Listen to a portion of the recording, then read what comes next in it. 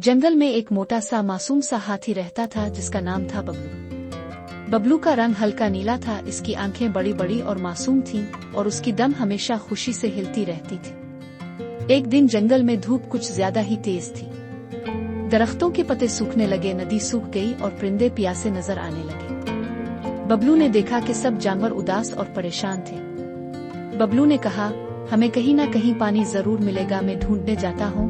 बबलू की सबसे अच्छी दोस्त थी एक छोटी ज़हीन सी गुलहरी जिसका नाम था चमचम। चमचम ने कहा, मैं भी तुम्हारे साथ चलूंगी, हम मिलकर पानी ढूंढेंगे।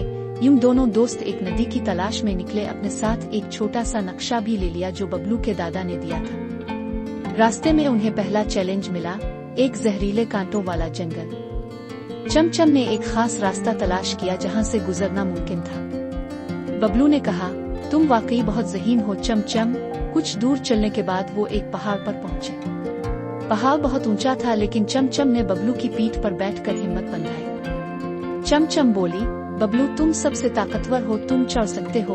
बबलू ने जोर लगाया, पसीना बहा और आखिरकार पहाड़ पार कर लिया। पहाड़ के पार उन्हें एक पुरस्कार गार मिली। गार के अंदर एक रोशन पत्थर जगमगा रहा था। इसके नीचे लिखा था, पानी सिर्फ उनको मिलता है जो दूसरों के लिए भी सोचते हैं। बबलू ने दिल ही दिल में कहा, मैं सिर्फ अपने लिए नहीं, सबके लिए पानी ढूंढ रहा। फिर अचानक एक बड़ी सी चट्टान हिलने लगी और उसके नीचे से पानी का चश्मा फूट निकला।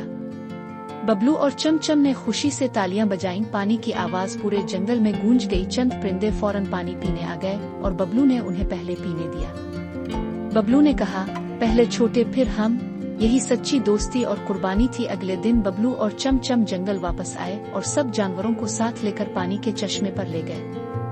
हर कोई खुशी से नाचने लगा।